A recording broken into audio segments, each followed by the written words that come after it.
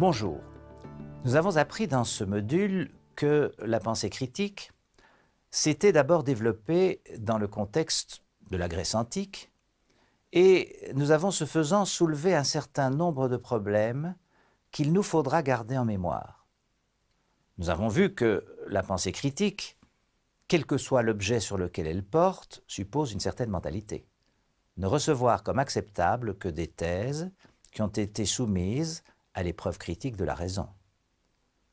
Cette mentalité exerce des effets négatifs, mais qui sont bienvenus, sur l'adhésion aux autorités dogmatiques.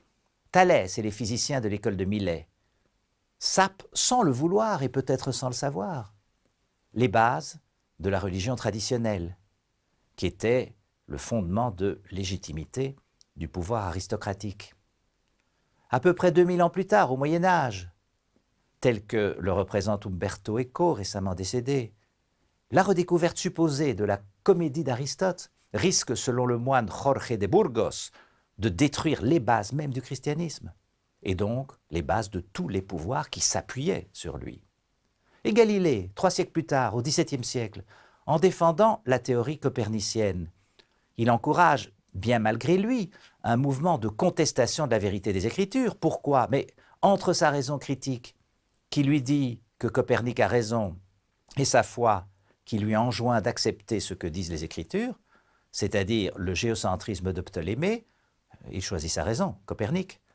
Pour l'Église, le ver de la libre pensée est dans le fruit de cette petite controverse cosmologique. Mais au XVIIIe siècle, les philosophes vont prôner justement la diffusion des connaissances et de la pensée critique.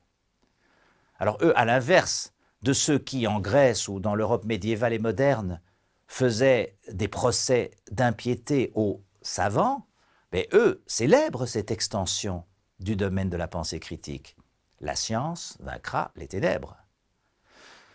Cette devise des Lumières est sans doute un peu naïve, un peu présomptueuse, mais elle reflète quand même l'enthousiasme de la raison à l'aube de l'époque contemporaine.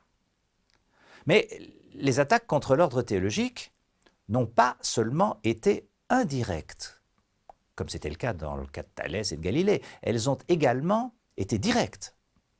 Ce fut le cas du protestantisme au XVIe siècle. Le protestantisme contestait frontalement l'autorité de Rome sur la chrétienté. La notion de libre examen, tout d'abord strictement protestante, a fini par s'identifier au XIXe siècle à la pensée critique en général. Nous avons suivi le cheminement par lequel ce qui fut d'abord un objet de controverse interne au christianisme est devenu, au fil de l'histoire, un instrument critique contre tous les pouvoirs qui refusaient de se soumettre à l'épreuve de la raison.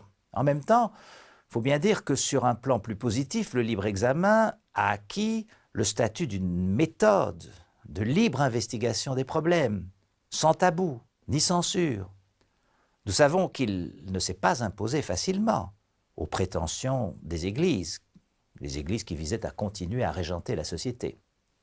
En bref, nous avons appris dans ce module que le simple exercice de la pensée critique instaure une sorte de dynamique qui peut faire trembler sur leur base les pouvoirs dogmatiques. Mais la suite de notre propos va nous montrer qu'un tel progrès n'est absolument pas assuré, pas garanti, et que de redoutables régressions sont possibles. Ce phénomène est particulièrement illustré par les soubresauts de ce début du XXIe siècle que nous allons analyser par la suite.